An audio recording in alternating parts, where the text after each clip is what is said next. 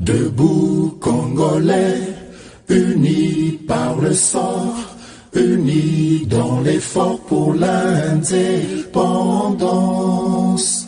Dressons nos fronts, longtemps courbés, et pour de bon, prenons le plus bel aile. Mbote Nabalandi, Tindika Télévision. Merci Nabino une fois de plus pour la confiance Nabino pour la fidélité pour accorder à la chaîne Oyo. Tindika Télévision. Merci chers abonnés. Merci Bino pe batu bo soutenir la émission Oyo debout congolais de partout Oyo bolandaka samba olonga.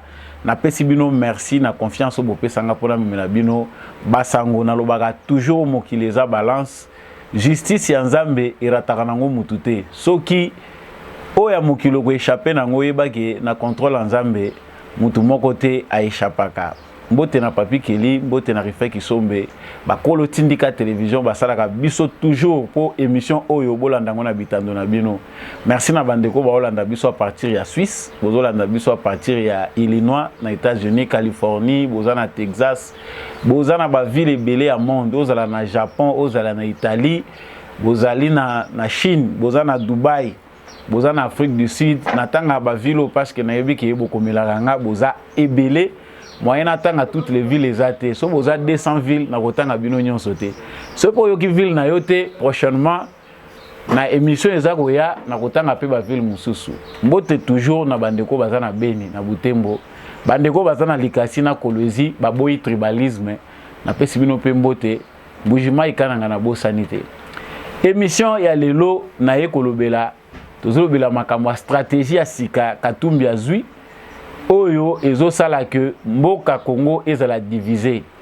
Outre ba propos ya Pierrot Louara tokolobela pe stratégie nini Moïse Katumbi aza ko utiliser na Katanga comme dans certaines autres petites provinces pour na ko diviser ba Congolais, pour na ko créer insécurité ko sango na mutu ya Félix Tshisekedi.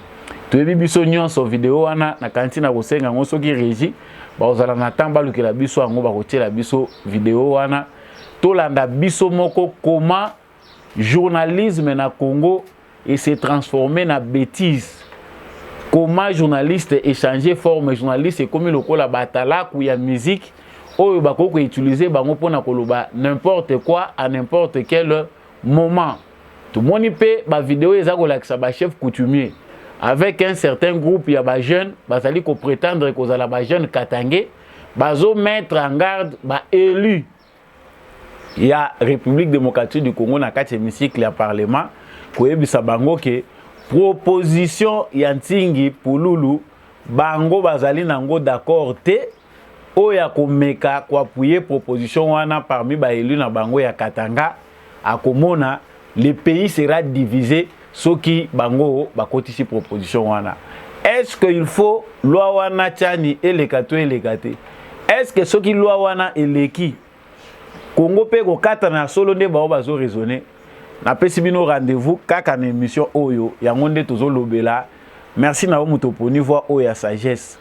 Tindela biso ba critique na yo, tindela biso ba critique pe za bien soki eza positive.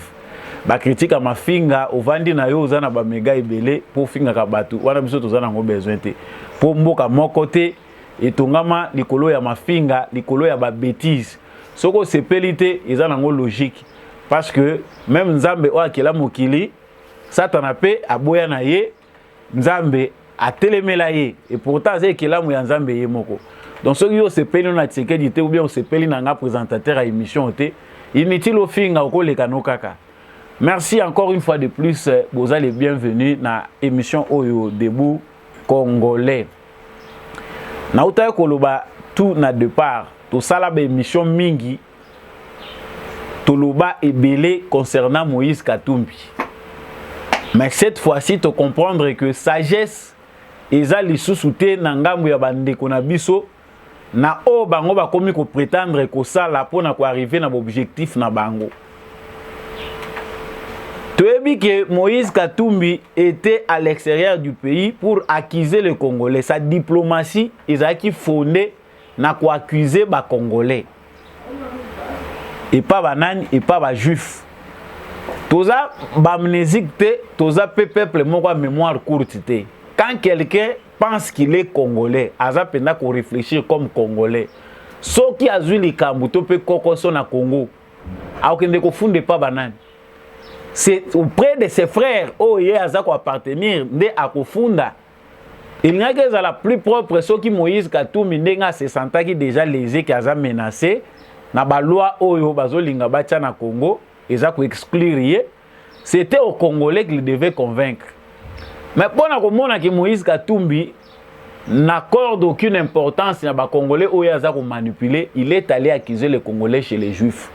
Ça c'était juste une parenthèse na ngai na bandanango actualité oyo n'annonçaki na sommaire. Pierrot Louara longwe na Kinshasa na sala ke mission na zolo bela makambo ya Pierrot Louara. Il y a certaines personnes même baloba ki non, eza ba jalousie ya musala parce que baza ko mapio. Sa Malukonde azui Pierrot Louara amemie na Katanga. Vous pouvez imaginer Pierrot Louara, pour ceux qui le connaissent, il n'a jamais dit de bon ya Félix Tshisekedi. C'est un chantre perroquet oyo bazui maloba oyo bakoloba kuna na laboratoire na bango yango Pierrot ko interpréter un peu comme tous les autres journalistes y ensemble ba Peter Tchani et j'en passe to motanga ba kombo ya batu mususu parce que ekomi exagéré na moi batala ko bazo futaka moi bambonga mike mike pona kotila ka biso makiyele na télévision. Sa Malukonde est chef du gouvernement. Gouvernement zana na déficit en matière de communication. Ba communicateur ya Union Sacrée bazali. Sa Malukonde logo la mission ezalaki ba mema Pierrot Louara na Katanga po ba pesa ye maloba oyo ya koloba. Maloba nini oyo ko provoquer nango ba attention po tango ba ko simba ye aloba. Sa Malukonde a memi Pierrot Louara na Katanga. Ba kende ko pese cagnotte na ye jackpot na ye ya suka oyo ko bimisa biloko oyo na no bimisa te. Nous avons déploré cela dans le bango. Même na bisika ba yamba ngai. J'en ai parlé pour dénoncer double G à Sa Malukonde.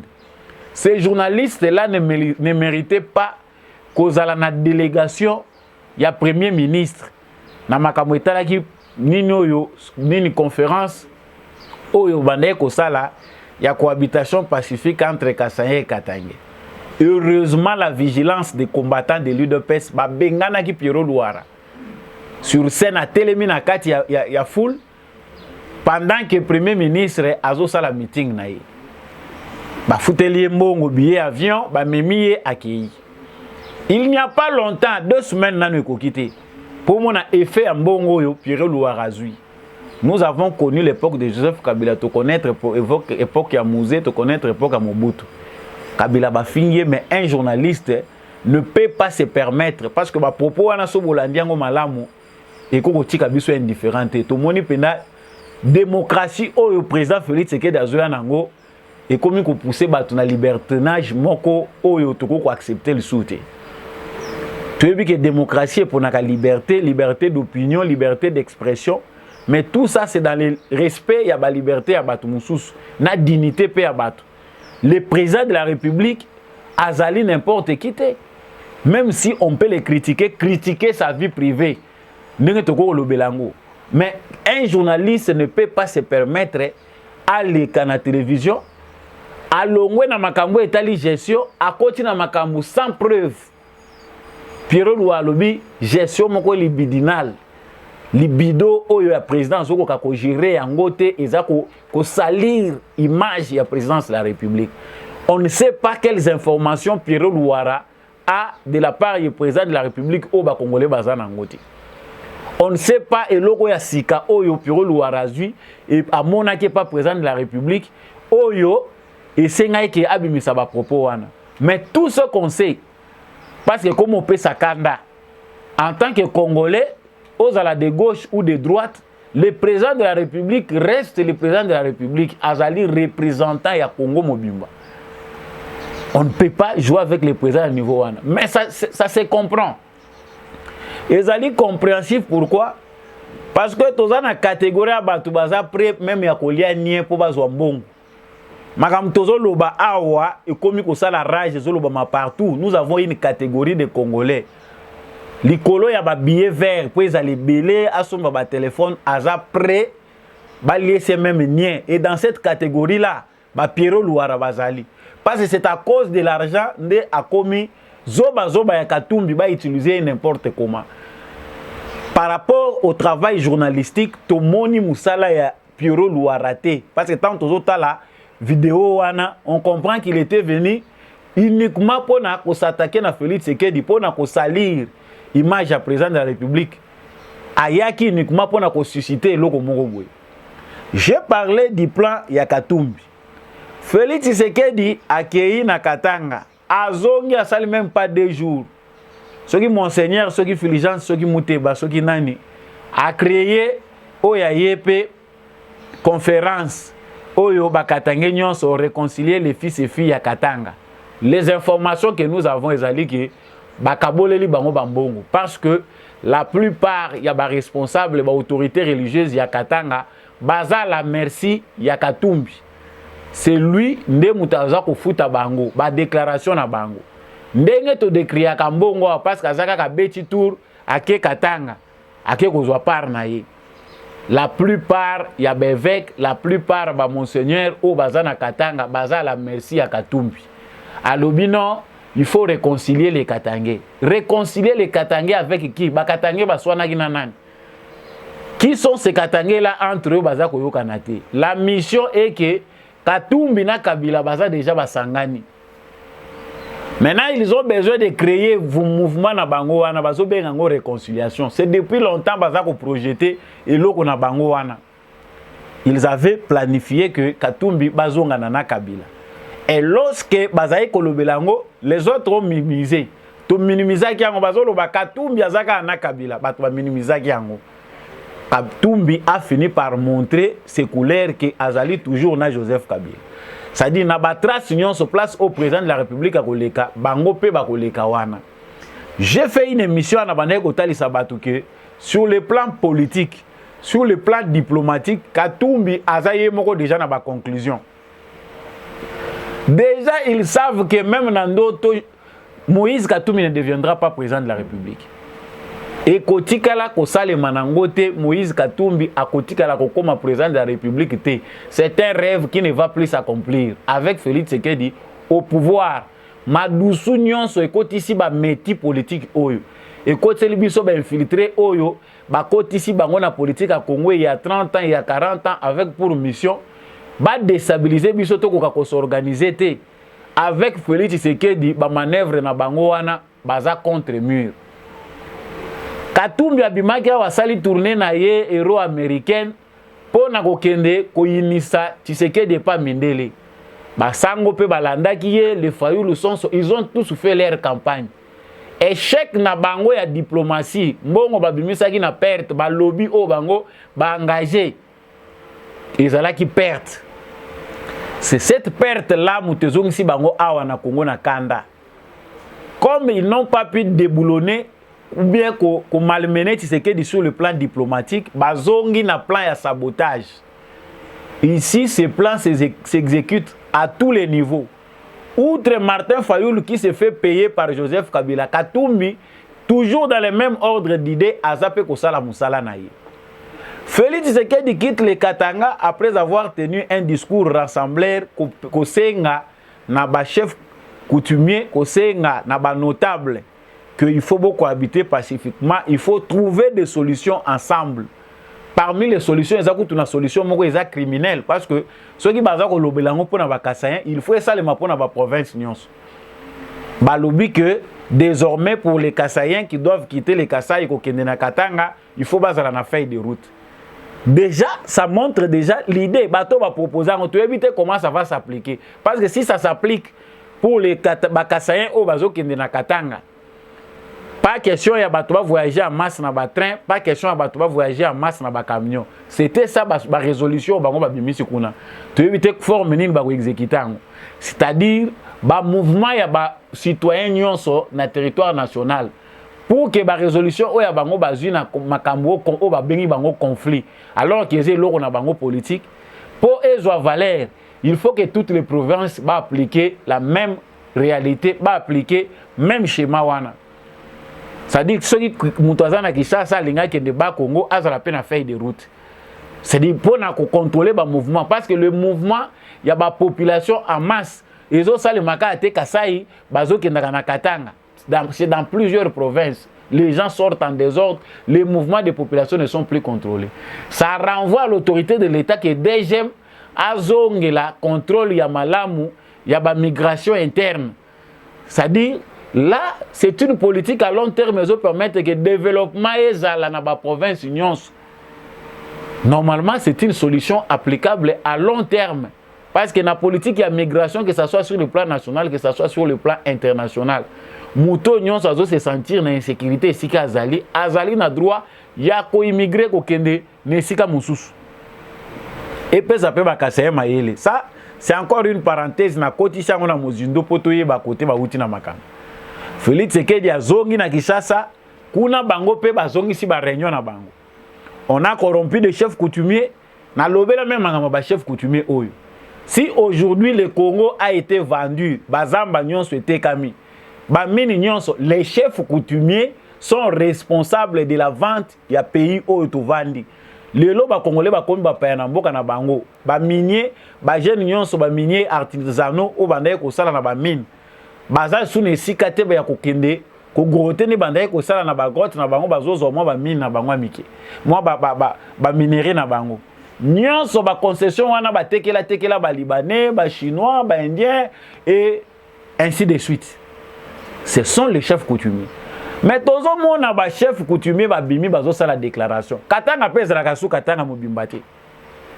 Basi ba kabola ngolo ala bezali o Katanga et Tanganyika ndenge tozokende. Mais un groupe de gens baza ko benga soki ba territoriaux ba chef coutumier ba lobby, nous nous opposons contre cette loi là raciste.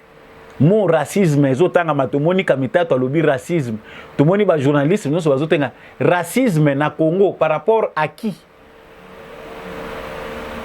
Donc on parle ici de quelle race? Ça dit ba propos o Katumbi atenaki libanda ya mboka kolobaki azali victime ya antisémitisme juif na politique ya Congo lokola tata ne aza juif yango bazolinga balongola ngai na politique à Congo parce que papa nanga aza juif. Papa na aza juif, personne ne vous empêche d'avoir la nationalité congolaise ndengo zozo ngo lelo. Mais Katumbi ne peut pas être plus congolais que les Congolais de sang. L'argent de Katumbi bandi befe nango Félix Tshisekedi a pesi mu Congo, ba chef coutumier ba déclaration. On ramasse des jeunes gens à qui on donne des billets, ba pesi mo bambongo amike. Non, la jeunesse katangaise. Vous représentez la jeunesse katangaise na mandat nini? Nani a payé au mandat, il y a la jeunesse katangaise. Même si tu es dans un parti politique, l'oba jeunesse a parti politique na yo. Pour l'oba jamais jeunesse katangaise. Toi tu représentes la jeunesse katangaise bandam colonie. Un groupe de jeunes, bah s'amasser na kati a parti ensemble balobi non. Tous à côté les mela, ba ambition, tentation séparatiste, loi wana ya mabe baza kozwa contre moko na biso, tous ali côté les melango l'argent. Voilà comment les affamés nous rendent un mauvais service. Ministère de l'Agriculture aux Awapi. Likambu ya lutte contre la faim au ba conseiller, il y a président en matière il y a lutte contre la pauvreté. Nzala et comme si ba congolais ba bololé. Yana bato bazo ko supporter nzala te na lobaki likambu anya wa bo expliquer ngai bato baza ba sensibilité. Congolais a commis zoba prêt à tout parce que nzala eleki eloko ko sa les athées, ceux qui n'ont pas na force à résister, ils sont prêts à tout. Voilà comment on manipule et les ancêtres et les jeunes gens. Donc génération nyonso à Congo bazo manipuler ngo na mbongo oyo ba piaki ya ba congolais. Ça fait très mal. Le président de la République vient de là. Ba notable baza censé ko recadrer bato. Bato baza censé ko défendre pas intégrité territoriale. Musala ya ba chef coutumier zanine. Aujourd'hui, l'État congolais a côté ça dans la constitution, gestion à makambo etali ba faire coutumière. Baza peut appartenir na ba institution à république d'une manière pour na ko gérer côté la territoire parce que bazo reconnaître pouvoir wana ancestral. Pouvoir coutumier zali na kati constitution biso baza ko reconnaître bango quelques zones pour na bango peut pas participer. Mais t'as la pouvoir coutumier ndenge za utiliser. Siko lolo bela batu ya kwena yo zolo bela pona katanga mobimba à cause ya mbongo bazui otali bilongi ya batu omoni pa ke ntala yango moko emonani. L'argent, la stratégie de Katumbi yango wana. Il faut maintenant saboter tout. Bas après l'objectif ici c'est le chaos. Objectif ba komi nango ezaba pelisa moto. Katanga et katana ceux qui ba to pelisi moto makasi on va faire reculer Félix Tshisekedi. Faut to combattre, to comprendre qu'ils sont dans un combat politique. Ba comprendre que baza face et adversaire moko aza coriace. Félix Tshisekedi sur le plan diplomatique bazo kokayete. Sur le plan politique azo malmené bango nyonso azo linga ezo salema bango bazo tikala na sima. Mieux vaut ebeba tozanga ngo il va reculer soka sentir que danger est makasi. Mais ce n'est pas Félix Tshisekedi qu'on est en train de combattre. Torlandango malam. On est en train de combattre le Congo. Batouana baza ba ennemi ya Congo, baza interne pas externe. Il y a des Congolais affamés, il y a des Congolais opportunistes na politique. O bandimi na bango politique wana ya conserver ba paya pour mboko et s'organiser ti. Comment imaginer qu'une loi ezali pour toute la République et comme une loi moko personnelle? Et comme la loi, est-ce que le Congo c'est un pays démocratique qui garantit la liberté d'expression, la liberté d'opinion. Noël Tchani a imaginé loi naïe. Cette loi-là est conforme au vécu du Congolais. Nous avons été infiltrés. Kobanda sommet jusqu'à la base. L'infiltration jusqu'à aujourd'hui, c'est le combat de chaque jour. Toujours armée. Nous avons les Banyamulenge qui sont des Rwandais nombreux dans notre armée. Baza ebele tokomi ko luka ko bimisa bango procédure nini ko longolela bango basi ba koma ba congolais ba lata ba pété. Parce que si tout dépendait de moi, tu empoisonner bango en masse. Mais on n'a pas le choix parce que tu as dirigé na moto yo alingi ko mamakamuna na bolingo alingite amima na mukumba ya mamakile ya batu. Ça c'est lui. Nous autres nza malinga limbisa biso on allait être très criminels par rapport à makambo bango ba salimiso. Mais la loi proposée, combien on a loi contre Katumbi? C'est que biso na Congo, la loi, il faut se référer à Katumbi. Ce que c'est Pélissi boss. Wana biso nyon sotondimi yango ba appliquer na Congo. Ce que c'est Pélissi boss te patron te ba travailleur ne nyon se faut ba tomboka. Mais Katumbi peut s'acheter les journalistes, il peut s'acheter de fabriquer des politiciens. Ako somba ba Congolais nyon 100 millions, tout ça, ceux qui 100 millions, ceux qui 90 millions. Il y a quand même des gens qui sont consensueux au bazar plus nombreux que Batoubawalia Bambo. Ceux qui Katumbi Azaki Mayele, il ne peut plus gaspiller son argent. Trahison nyon so bazo sala keza parce que bato balatiye ka pona mbongo. Mais malheureusement nzala na kozanga bomoto ememi batu mususu bakoma kosala biloko bango bakani kosala ti. Tingi pulula lobi na kati ya réforme électorale, il faut normalement bakotisa paye les cambouis de père et de mère. Les présidents de la République, il faut azala de père et de mère congolais. Moi si na yepé, il faut azala congolaise. Et toucher bino na nini. So boza makasi bo kende na parlement. Les députés sont des élus du peuple, baza ba représentants ya peuple na hémicycle. Dans le contexte démocratique, ce sont les députés qui vont se prononcer. Vous avez le courage. Ndenge ancien rebelle à Bandia Ngodelis Sanga. Ces rebelles-là qui pensent aujourd'hui qu'il est plus patriotique que Batmoussous. À Bandia, ils ont défendre la lobby, loi wana, ils ont la place nangote, il faut pas écarter. C'est ça le débat. Donc, on ne peut pas fermer la bouche d'un Congolais qui s'exprime tout en sachant, connaissant les réalités de son pays. Tope qui s'entingue pululu, tope qui s'en Noël Tchani. Balo belate, makambu oyo, etali, mboka na bango. Non! Inconcevable rien qu'au Congo. C'est que biso baza kozwa biso ba bololé. Ce qui les loto aussi les valeurs na bamboka ba parce que même notre pays toyebi ko défendre angote. Comment imaginer que pour qu'une république, toute une république, se prononce par rapport à une loi? Comme ça, l'objet à la menace. Donc, on manipule un groupe des individus. Bazo manipuler bango balobi. Non, ce qui l'ont wane leki bakati katanga. Bakati katanga pour un juif zambien. C'est dans quel pays ça? Un juif zambien, mutakomi ko coloniser, mutakomi ko kumba ba congolais. Donc ceux qui va voter loi katange katani. Moi je pense que nous ne faisons pas de bonnes analyses. L'analyse il y a bientôt ça les agues. Il faut maintenant aller avec cette histoire là jusqu'à la fin. S'il y a des Congolais qui réfléchissent, il faut les kamouya loi oyo et kende tina souka. Il faut que les Congolais qui ont vécu ici la souffrance de l'infiltration se prononcent. Il faut tomber en termes démocratiques. Et pour tout le monde, même la communauté internationale pense que les Congolais, il faut dominer se prononcer dans makambo biso. Il y a certains qui disent non, cette loi viole les droits fondamentaux. Qui bat aux Nations Unies, aux États-Unis, balobi, loi wana ezali, ils ont respecté la constitution RDC. So qui to landi États-Unis, bisona banana, bisona bakoko bazoya liboso, bakoyaka kaka, tokozalaka ba prisonnier, Congo ekotika la ko marché ti. J'ai dit dans toutes les émissions, laissons la diplomatie, Félix Tshisekedi a ça la diplomatie n'a pas américain. Mais nous savons ici dans la vérité que mboka na biso lelo so to komi état to komi. Parce que biso moko tozaki unité tozana bolingoté sur le plan international toza victime d'un complot bien parrainé par les États-Unis d'Amérique, bien soutenu pour leurs intérêts. Toko machaka ba moté les cambo à dépend des mères so yo ndimino ko zala mosenzi pour soutenir ba bêtises sur base ba manipulation. Bo tolérer ngai vraiment les mots sont choquants. Ceux qui te commis ko utiliser ba mots durs. C'est parce qu'il y a une catégorie de Congolais baza censé koyoka lisuté makambo oyo, il faut que le banga normal.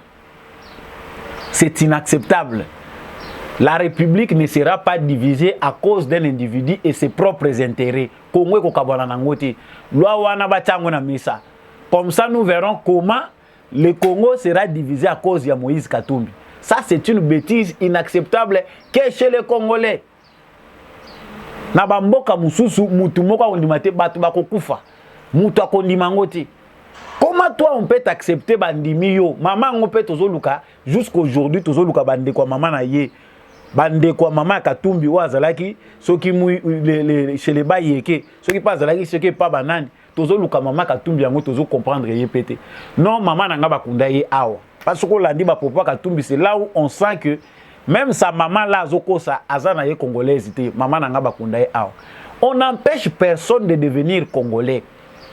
Même tant que nous connaissons les réalités qui régissent les droits internationaux, où ils ont régir le droit d'asile, le changement de nationalité. Nous avons nos frères, où ils ont bamboka bapaya. Bayebi comment ça se passe là-bas. Où ils peuvent changer la nationalité. Mais ils ne peuvent pas se prévaloir jusqu'à ce niveau. Un étranger vient. Il vient avec l'argent, il pille le Congo, il crée un parti politique, abandi pour exploiter les Congolais, papa. Nous sommes dans quel pays? Pour comprendre attention dans cette émission, parce que quand il s'agit de la nation, toujours en sous-cimaté. Ça, c'est une bêtise inacceptable. Tingi Pouloulou a agir en tant que Congolais. Les Congolais qui sont sérieux, qui reconnaissent l'histoire du Congo, il y a proposition à loi wana Noël Tchani. Il faut ça la débat. Ceux qui va député, tant pis, c'est la démocratie. Mais moi, je pense que les Congolais n'ont pas besoin d'une loi pour revenir dans la conscience ya malam. Piège ou pas, les Congolais sérieux, ils ont besoin de loi. Conscience n'a pas fait ça là. Aujourd'hui, on nous fait voir que 18 ans, Kabila qui mieux. Pierrot Louara fait les éloges à Joseph Kabila. Tosenga Kabila, pardon. Sur base, il y a un mensonge où il y a un débuté. Na moi ba billet vert ba pesier. Ya on a lobby que so yo moni no ke pona mbongo, il faut lianie, tout le monde ne peut pas faire ça. Mutu nyonso ko sala ngote, nous sommes quand même congolais, toza ko linga to retrouver dignité na biso. Ba yo ka biso na makambo zo bima boye, ezo sala na soni na passe. Critiquer Félix Tshisekedi. Critiquer parce que même dans son entourage nous critiquons des gens. C'est ça la beauté de la démocratie. Mais ba bêtise comme ko bimisa likolo ya lokoso ya mbongo. Les Anglicans qui m'ont balé, on va les transformer en femmes à cause des billets verts. Ceux qui peuvent perdre des baboumi mboko au Congo, ils ont les couleurs à billets verts. Tous les bons ébélés, tous somba, ba villa na ba poto. Aujourd'hui, ce sont des femmes. Tout le monde a pas mis balle pour balatika ba pantalon. Na kanti na zo suka lelo a pour émission oyo. Soko sepelaki nango oza congolais, na kanisi, vous avez votre camp, vous prenez déjà camp na yo ko appartenir. Ce sont les opinions, ce sont des analyses. Ce qui peut se péliter, la beauté que nous restons congolais. C'est dans l'unité, dans l'amour de reconstruire Mboka na biso. Merci na staff technique qui accompagne Kinga et Ndeko Rabi, Ndeko Biou. Merci na équipe nyonso ya Tindika pe ba patron ya Tindika télévision. Merci pe na yo Mutolandi nga soko sepeli na émission numéro ezawana benga tinda ba remarque tinda ba suggestion. Tout monani na prochaine émission.